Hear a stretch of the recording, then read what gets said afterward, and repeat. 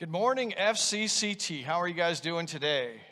Good. It's nice to enjoy the cool weather. It's nice to have a holiday weekend, and we hope that you guys are enjoying that. We're going to be in Luke chapter 14, starting in verse 7, and we're going to be talking about the abundant life. Now, this kind of falls on our last sermon series where we were talking about being more like Jesus, and what happens when you're trying to be more like Jesus is you end up living the abundant life. Now, it's important to understand, we're going to be talking about today, how is it that you get there? And you get there by aiming low. And that's probably not going to make sense the minute you hear it, but hopefully it will by the time we're done here.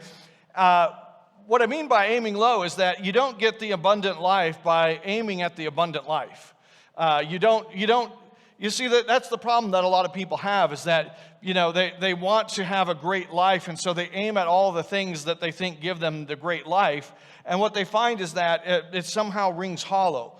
And it rings hollow because they didn't have the right aim point. And so we're going to be talking about that today as we encounter our text in Luke chapter 14. Before we get there, I want to tell you about some research that I did this week. Have you guys ever, encountered somebody, or maybe you even had this happen to yourself? Have you ever done something so dumb that you thought, am I the world's biggest idiot? Has that ever happened to you guys?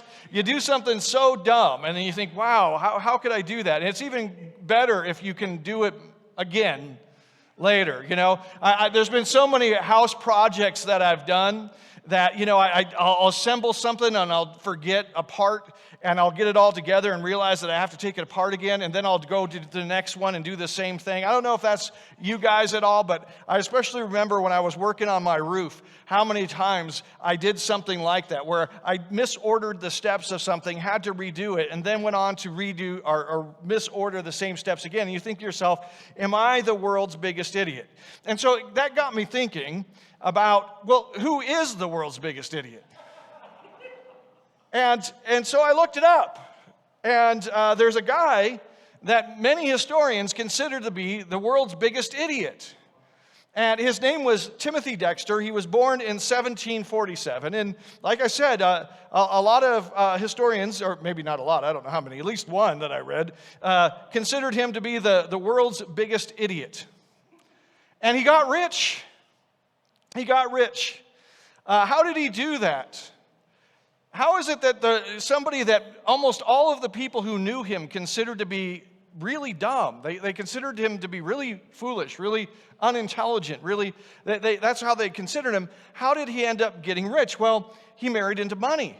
And so as he married into money, he had some money to play with, because he actually wasn't trained in anything that would have made him rich. He was actually trained to be a tanner, to tan hides and turn them into leather products. And that was not going to get him rich. But since he married into money, he had some money to work with. And what he did was what most people considered the stupidest thing he could have done with that money. And this is after the Revolutionary War. He bought a whole bunch of the continental currency, which was completely worthless. Like, it was completely worthless. And he bought a whole bunch of it. And then it turned out that the Continental Congress decided that they were going to honor the value of that, and made him a whole bunch of money. And so he thought he was a pretty big deal. He was one of those guys that thought he was really smart, really intelligent. He was, in fact, we'll get on to some of the things that he did later in his life, but at one point, he was writing letters to all the people that were in government near him about the fact that he wanted to have a role in government. And they made him informer of the deer. And I don't know if that means he's supposed to go and inform the deer of something, or he's supposed to inform people about the deer. But either way, it was a nonsensical promotion or post, because there was no deer in the area that he lived in. And that's the reason they gave him the job. They figured he couldn't mess it up if there's no deer. But he considered himself to be really smart. And what would happen is that people would come up to him with these ideas jokingly, and especially people that were in competition with him, because he ended up with his money, he ended up buying a couple of ships and got into doing trading. And so his competitors would come up to him with these ideas that he should do, and he would do them. And it was almost like, I'm going to show you, and I'm going to do this thing. And so one of the things that they convinced him to do is back in the day when before you had central heat in a house and where he lived it was really cold, is you had these things called bed warmers. And they were basically these metal contraptions that could open up, and they were on a long handle, and you put some coals from the fire in them, and then you put them in underneath your covers, and they would warm the bed up. And so one of his competitors, convinced him to bring a whole shipment of those down to the West Indies. So hot, humid, right? He made a fortune. He made a fortune because they used them as molasses scoops. Apparently, they were perfectly constructed for that. And of course, this just made him think that he was so brilliant. But this kept going on. There was a town in England called Newcastle, and it was called the center of coal production. And so one guy thought, well, I'll really show him. And he convinced him to send a whole boat shipment of coal to Newcastle. Right? It'd be like sending steel to Pittsburgh, like in World War II. Like, it's the dumbest idea ever. Made a fortune. How? Because it just so happened that when the ship landed in Newcastle, it landed in the middle of a coal miner strike. And so he made a fortune selling coal to coal miners. Well, what else happened? Well, they convinced him to sell gloves to the South Sea Islands. And so his boat shows up with a whole load of gloves in the South Sea Islands. Well, it just so happened that at that moment, docked there was a ship that was going to China, and they were going to one of the colder parts of China. They thought, oh, these would be great. We can sell those. And so they paid a lot of money for him. He made a fortune. He ended up trading cats in the Caribbean, and he accidentally ended up with a whole bunch of whale bones that he ended up selling as corset stays, made a fortune. At every turn, he did the dumbest things possible and ended up making a fortune. Now, this convinced him that he was the greatest mind that ever lived. And so in his garden, he had a bunch of statues of great men. There are 40 statues of great men. Well, 39 statues of great men, and then a statue of himself. He saw himself as the chief among these great men. And he put on his statue, the world's greatest philosopher.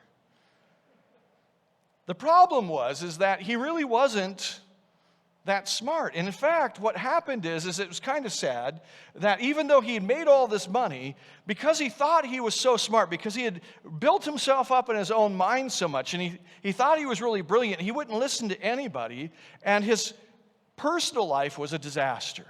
All the relationships that he had ended up being toxic. All of the relationships that he had fell apart, and his personal life was nothing that anybody would want to live. All he ended up having was money. Well, when we get to Luke chapter 14, it tells us about how do we achieve the good life.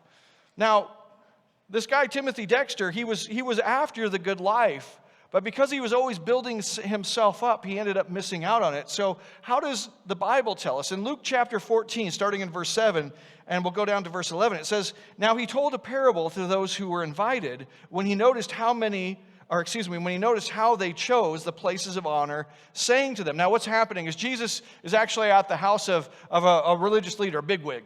And what he's noticing that everybody's jockeying for the high position. Everybody wants to be close to the head of the table, right? They want the positions of prestige. They want to sit next to the people of influence and the people of power. And so Jesus is noticing this, and he says to them in verse 8, "When you are invited by someone to a wedding feast, do not sit down in a place of honor, lest someone more distinguished than you be invited by him. And he who invited you both will come and say to you, 'Give your place to this person,' and then you will begin with shame to take the lowest place. But when you are invited, go and sit in the lowest place, so that when your host comes, he may say to you, 'Friend, move up higher.' Then you will be honored in the presence of all who sit at the table with you. For everyone who exalts himself will be humbled, and he who humbles himself will be exalted." Now, Jesus is using the occasion of this banquet, this kind of party that he's at, and noticing people's behavior to tell them a story. And this story is one that in our culture probably doesn't resonate as much as it would in some cultures. But the idea here is that when you're at a wedding, and this is a big to-do. This is where everybody shows kind of their power and their money, and they show their position in the community. And where you sit is very important in that. And he's saying, look, if you go and you sit at a really high place, then somebody more important than you comes, you're going to have to move, and you're going to be humiliated in front of everybody. But if you choose the lowest place, then your guest, your host, will end up saying, hey, you need to sit up here because you don't belong over there. And so in front of everybody, you'll get moved up. Now, here's the thing. This isn't just about when you go to a party. That's not Jesus' main point here. This is actually about how you live and how you approach life in general. And we're going to see that there's three things about life and about living the abundant life that Jesus is teaching us. First of all, being humbled is key. We have to understand that in our lives, being humbled is key. You know, our culture tells us a lot about, kind of standing up for yourself and really kind of telling yourself, building yourself up all the time. Saying to yourself, oh, I'm unstoppable. I'm this, I'm that. But what we're going to find out is that that's actually not the key. Being humbled is the key. We're going to look at, secondly, aiming low actually works. We're going to see that what Jesus is saying here actually works, and it works in a lot of different ways. And finally, we're going to talk about don't get cocky. When you end up getting elevated, don't let that go to your head. So let's talk about the first thing. Being humbled is key. Now, throughout Scripture, we see that being humble is something that's highly regarded in Scripture, even though it's not in a lot of cultures. Even in the Greek culture of the time, being humble was not seen as a virtue. In the Greek and Roman culture that Jesus would have been speaking to, now obviously he's speaking mostly to Jews, but the wider audience for the Gospels is the Greek and Roman culture of the time. Being humble was not seen as a virtue at all. In fact, it was seen as quite the opposite. But Scripture is very clear that in God's mind, it is a virtue. In Proverbs chapter 11, verse 2, it says, when pride comes, then comes disgrace. But with the humble is wisdom. The idea here is an important one that it takes humility to actually gain wisdom. And if you don't ever gain wisdom in your life, you might get lucky like Timothy Dexter did. You might get lucky. And really, when we looked at Timothy Dexter's history, that's all that happened is he got really lucky. But because he wasn't humble, he never gained any kind of wisdom, and it ended up kind of destroying his life. In Proverbs 22, verse 4, it says, the reward for humility and fear of the Lord is riches and honor in life. The idea here is that there's something central about being humble and having the full life that Jesus wants for you. And so it's interesting that the way that you get the full life is not by pursuing the full life. I don't know about you guys, but I always thought when I was younger, I would get to this point in my life where I had arrived. Do you guys ever think that when you were younger? You go, isn't it going to be great to get to a point in my life where I'm older and I just know, I have the answers. I just know things. I know all the things. I don't need to wonder. I don't need to guess. Did anybody of you guys think that way when you were younger?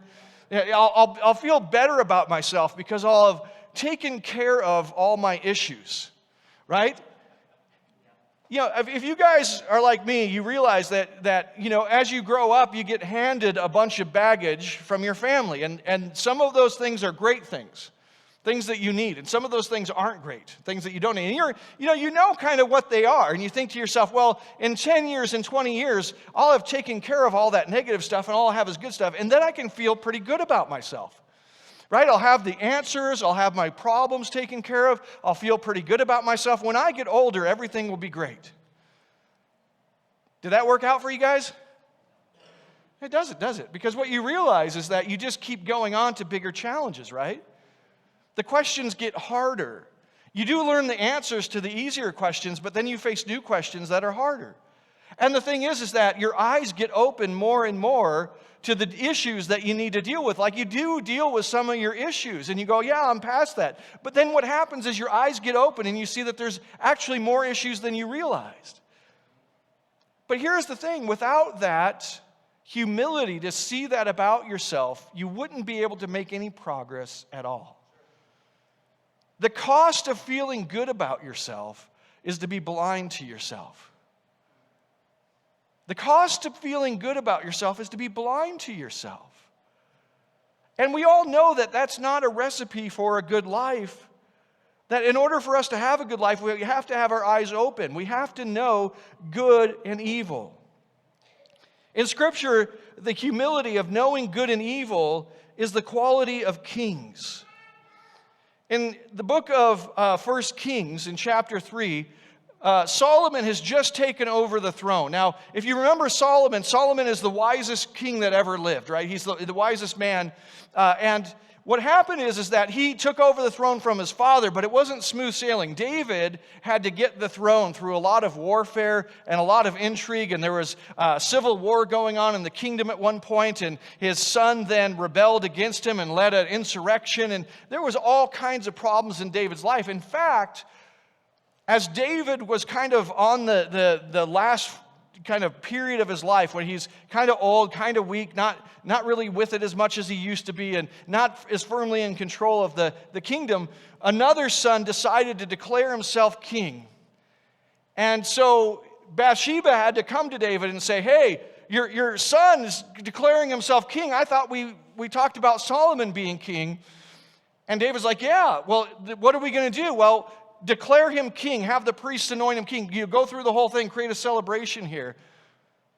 And so, as Solomon takes the kingdom, things are not great. Things are up in the air. Like there are people who are after his throne.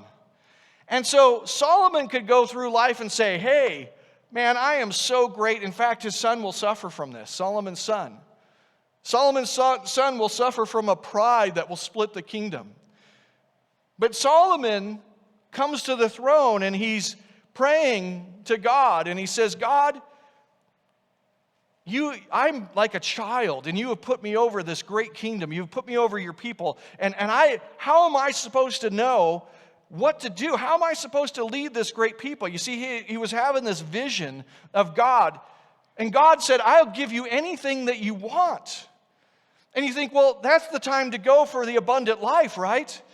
When God says, I'll give you anything that you want, you go, man, give me all of it. Give me the abundant life. Give me riches. Give me fame. Give me all these things.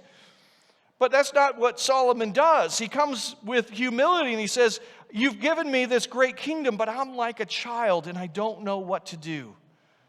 And so Solomon in his humility asks God for wisdom to lead the people. And in 1 Kings chapter 3, verse 10 through 14, God decides to go ahead and grant Solomon's request. And it says in verse 10, it says, it pleased the Lord that Solomon had asked this. And God said to him, because you have asked this and have not asked for yourself long life or riches or the life of your enemies, but have asked for yourself understanding to discern what is right, behold, I now do according to your word. God says, you know what? I'm so impressed. You didn't ask to vanquish your enemies. You didn't ask to have this long life. You didn't ask to be rich. You didn't ask for the abundant life. You asked for wisdom. And when you ask for wisdom, the implication is that you don't have it. You came to God with humility. Verse 12 says, behold, I now do according to your word. Behold, I give you a wise and discerning mind, so that none like you has been before you, and none like you shall arise after you. I give you also what you have not asked, both riches and honor, so that no other king shall compare with you all your days. And if you walk in my ways, keeping my statutes and my commandments, as your father had David walked, then I will lengthen your days. He's basically saying, look, because you made the right choice, because you came to me in humility, because you didn't pursue the abundant life, but you pursued humility and came to me as a child and said, I don't know what to do. Please help me know what to do. I'm going to not only give you what you asked, but I'm going to give you everything else. It makes us wonder, why is it so hard to know good from evil? That's what Solomon asked. He goes, I want to know good from evil. How many of you guys thought, if I was president, boy, things would be better. Have you ever thought that? Well, if I was president, the thing that's funny to me about that is that we all kind of think that sometimes, but the reality is that things are a lot more complicated than we realize. And things were simpler back in Solomon's day, and Solomon grew up in the household of a king, and he had David as a father, and yet he still had the humility to go, you know what? In reality, knowing good from evil is actually really difficult. It's really important for us to be humble. Because what happens is the reason that it seems easy to discern good from evil is because we tend to use ourselves as the standard. We tend to use ourselves as the standard. We tend to think, I know what's good for the thing that I think is good, and the thing that I think is evil is evil. That's knowing ourselves. That's not knowing good from evil. That's just knowing our own mind. That's just knowing what we want. That's just knowing what we think. And the thing that's funny about that is that when you guys were 14 or 15, did you guys think you knew what was good and what was evil? Would the current you say all the same things that the 15-year-old said? No, right? You've grown, you've changed, you've seen the world, you've experienced, you know now that the things you thought that were good and evil at 14 or 15, that's not exactly the way that it is, right? The thing is that if you lived to be 150, if you lived to be 200, if you lived to be 700 years old, do you think that you would think then what you think now? You see, what we make the mistake of is we think that just because we know our own mind about something that we know good and evil. But that's to make a fundamental error. And that fundamental error is pride. Good and evil exists outside of me. And if I am being humble, I have to admit that there's a lot about good and evil that I don't know. Humility is the ability to see the standard outside of yourself. And the problem with that is that we have a defense mechanism. In order to save our ego, we often blind ourselves to a standard outside of ourselves. And the reason for this is pretty simple, and that is that the currency of life is joy. The currency of life is praise, it's celebration. It's the joy that comes from the things that are truly good. That's the currency of life. You know, here's the thing. If you feel bad enough about yourself, you're probably not going to live very long. Like if you feel bad about yourself, we can measure your life maybe in months, maybe in days, maybe in minutes. If you get depressed enough, if you start feeling bad enough about yourself, then your life expectancy is going down. And so we have this mechanism built into our ego that conflates what is good with who we are. And most of us don't have the strength to live outside of that conflation. We want to think that we are really what is good so that we can continue to live, because the truth of our situation, having our eyes truly opened, the fact that there is a standard outside of myself that I don't align to very well at all, would be crushing to us. In fact, the only thing that can save you from that crushing, well, we'll get into later. But first we have a story that takes place in Daniel chapter 4. There was a king called Nebuchadnezzar. And Nebuchadnezzar had built this great kingdom. And when you build a great kingdom, you start to think, well, man, I'm a pretty great person. Look at how great my kingdom is. This is all me, fellas. This is all me. This whole kingdom that you see, it's all me. And so the problem is that he's bothered by this dream that he has, and he wants it interpreted. And it gets interpreted for him, but it's still a surprise when it comes true. In Daniel 4:37, it says, "Now I, Nebuchadnezzar, praise and extol and honor the King of heaven." You see, what's interesting about that is Nebuchadnezzar was taking a walk on his balcony, and he was surveying his kingdom, and he was saying, I am great. He was praising himself. I am great. I am awesome. I am the best. I am the greatest thing ever. My kingdom is the greatest kingdom ever. I am so awesome. That's what he was thinking as he was walking on his balcony. And yet here in Daniel chapter 4, verse 37, he says, I, Nebuchadnezzar, praise and extol and honor the King of heaven. Well, what happened? What happened between him walking on his balcony, praising himself, and in verse 37 at the end of chapter 4, him praising God? Well, God turned him into a cow. I mean, not an actual cow. He got better.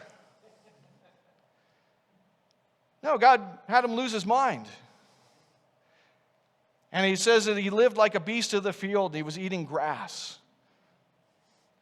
See, the reality is that he thought he was so great, but he couldn't even control his own mind. Even staying sane was outside of his power. You know, the only reason any of us is sane is because of God.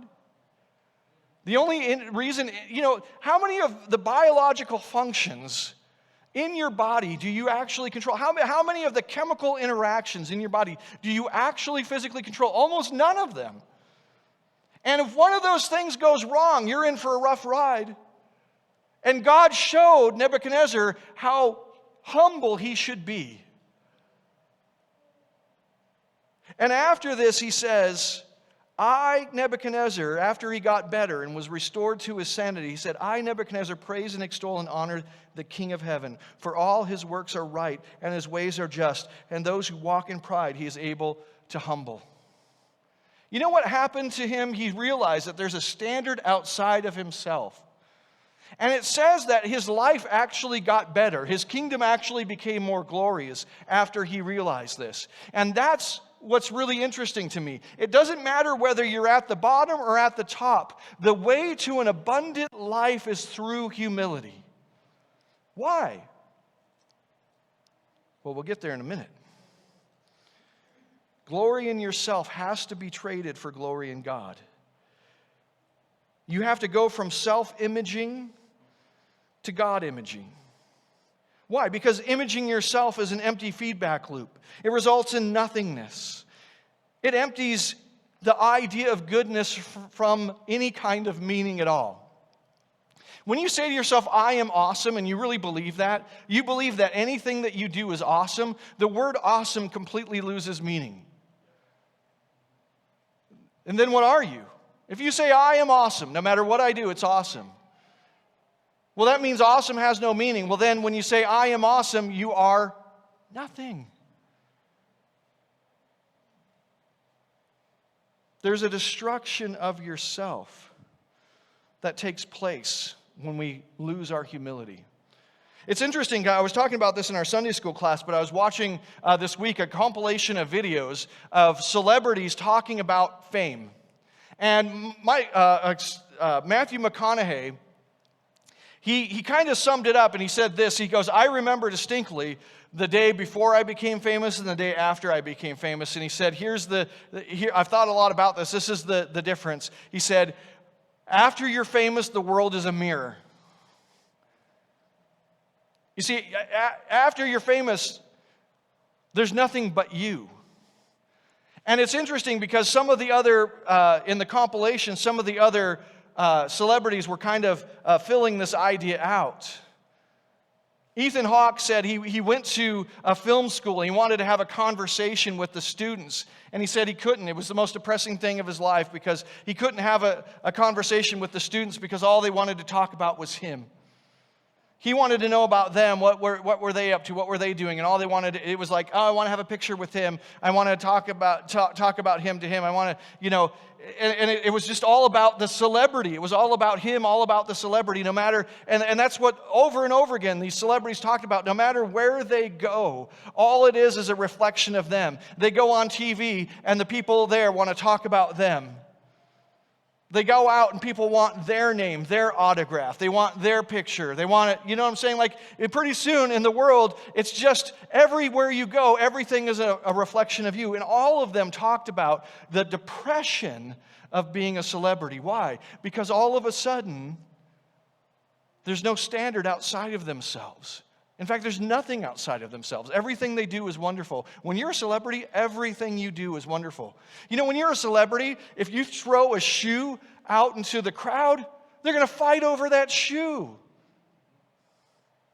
How ridiculous is that? When you're a celebrity, you go to the barber and people will sneak in to try to get some of your hair to sell it on eBay. Anything you do is awesome. Anything you do is wonderful. And you might think, because this is why people chase celebrity, you might think that sounds amazing. It is the most depressing thing that you can experience. Why? Because all humility gets removed. Everything you do is wonderful. And there's no direction for your life. There's no judgment of your life. Because the currency of life is joy in being good. There's no longer a way to be good because there's nothing that can judge you as good. What we'll see here, let's go to point 2, is that aiming low actually works. You know, this whole idea of taking the lower seat means approach life with humility. Don't aim yourself at life to the full. Don't try to get riches and glory and honor and all. Instead, aim yourself at humility. Aim yourself at seeing yourself in light of the standard as clearly as possible. And there's a great example of that. In fact, I think actually somebody was telling me about this after a service. You know, we talked about Dwayne "The Rock" Johnson, and you remember how we talked about the fact that him and another guy, Vin Diesel, they both have in their contracts, they have these clauses that they're not allowed to lose a fight on screen, right? Because they have to be the heroes. They have to be. Well, somebody was telling me about another guy, and I looked into this. I don't know how many of you know who Danny Trejo is. You guys know who Danny Trejo is? So when he did his first drug deal at 7. He grew up in a pretty rough family, did his first drug deal at 7. He was arrested for the first time at 10 years old, and this kind of started a life of crime for him. And this was in the late 50s and early 60s. He was just living basically kind of a gang life. And he ended up going to prison, which, you know, that's kind of what happens. And he said that he has a very a strong memory of when his life kind of started to change. There was a prison riot taking place at the prison that he was at. And he was accused of hitting a guard in the head with a rock. And he was put into solitary confinement, and he was facing capital charges. And his life, his life was at the bottom. You don't get any lower than where he was. Completely confined to himself, completely alone. And people go crazy in solitary confinement, and he started to realize why that is. And he was just like looking at his life and looking at the fact that his life was over, and he said to God, this isn't the most theologically significant prayer ever, but he said to God, if you get me out of this, I'll always remember you, always remember your name. And God did get him out of that. He ended up not facing those charges. He ended up getting out of solitary, and he ended up getting out of prison. And when he did, he went to drug treatment. And the place that he did his drug counseling at, he became a drug counselor there. And he just wanted to work. He just wanted to have a normal life. He just wanted to have, he aimed at the bottom. And so he was there, and he was counseling other people that were struggling with drug addiction. And one of the guys that he was counseling was a kind of a struggling actor. And he said that when he went on to the set of his movie, that all kinds of people were taking drugs, and it was really a temptation to him. And it would really be nice if Danny could come and be there with him and kind of help him avoid the temptation. And so Danny said, yeah, I'll do that. And so he showed up there, and he's hanging around the set, and he's trying to help the guy. And the director came up, and he said, hey, he goes, I want to know if you want to be in our movie. And he goes, well, what do I got to do? And he said, well, I just look like you do, and just, see if you can act kind of mean and intimidating. Kind of see if you can act like a criminal. And he goes, well, I'll give it a try. Now, this is his life, right? To this point, it was being a criminal. He's being told basically to act like just be himself. And he's like, well, I'll try. And after that, what happened is that he just kept getting roles, and he would never really say no to a role. Why? Because he looked at it as an opportunity. He didn't go into it with, oh, I only want this thing or I want that thing.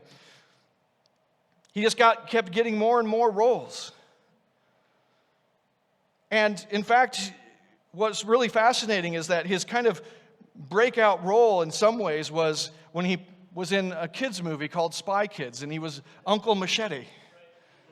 Imagine this guy, kind of feared prisoner, gang member kind of guy, feared guy, and what he's known for? A kids movie. But he loves it. And one of the things that's really interesting is he said this, and again, I'm not here to endorse every point of his theology or his behavior, because I don't know any of that stuff about him, but I do know what he said. He said, every good thing in my life came from helping somebody else. Every good thing in my life came from helping somebody else. You see, what happened is that he humbled himself. He didn't try to have an amazing life. He didn't try to become famous. He didn't try to become an actor. He didn't try any of those. He was trying to help people who needed help. He was willing to take the lowest spot. And then somebody said, hey, how about this spot up here? He was willing to sit in the lowest seat, and somebody said, hey, how about you sit up here? And the interesting thing is that he's one of the actors that has, he has more credits than most actors in Hollywood. He's got his own taco shops. He's got all kinds of culinary and other endeavors. He's really, he's reached the height. And he did it by not trying to get there. He did it by trying to be humble and to honor a commitment that he made to God. So the question is, why does it work exactly? What's the explanation of the parable? Well, in Jesus' parable, the characters, there's a common set of characters, and there's common people who those characters refer to. And the host of the feast is the Lord. It's God. And when you humble yourself, what happens is that you can now see God clearly. You see, when you elevate yourself, you start messing up the distinction between you and God. You stop seeing God clearly. You can only see yourself. And then you get in this feedback loop, and then you start doing stupid things that ruin your life. But when you humble yourself, you can see God clearly. And once you can see God clearly, you can actually pursue who He is. And when you pursue God and who He is, when you do that quietly, and you do that day in and day out, well, it tends to transform your life. In Psalm chapter 84, verse 10, it says, "For a day in your courts is better than 1,000 elsewhere. I would rather be a doorkeeper in the house of my God than dwell in the tents of wickedness."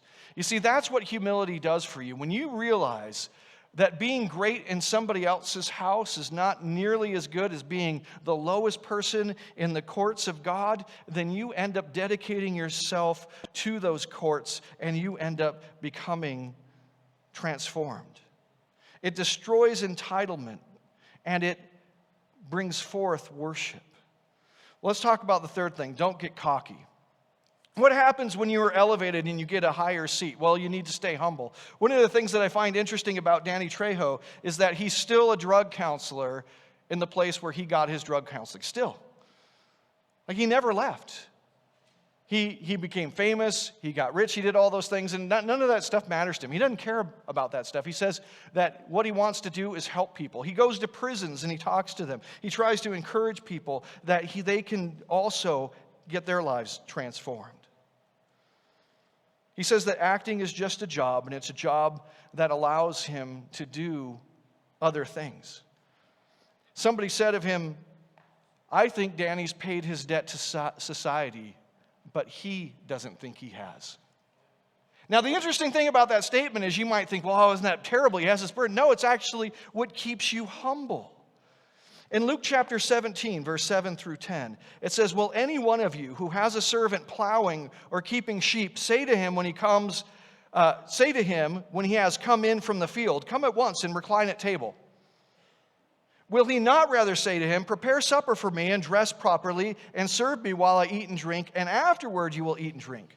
Does he thank the servant because he did what he was commanded? So you also, when you have done all that you were commanded, say, we are unworthy servants, we have only done what was our duty. Now, this might seem like a harsh statement from Jesus, but it's actually the opposite. It means that you have a role. You were created for a purpose, and you never outgrow that purpose. See, that's the problem that most people face, is that they act humble for a while, but then when they get to a certain place, they give up that humility. They give up the thing that got them where they were going, and that's their downfall. You never outgrow what God created you for. Well, we talk a lot about believing, belonging, becoming. And so what do we get from this sermon and this look into Scripture?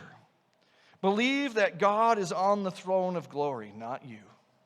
Man, that has to be a core belief. That has to be not something you just say, but you actually believe it enough to live it out. God is on the throne of glory, not me. He is the standard, not me.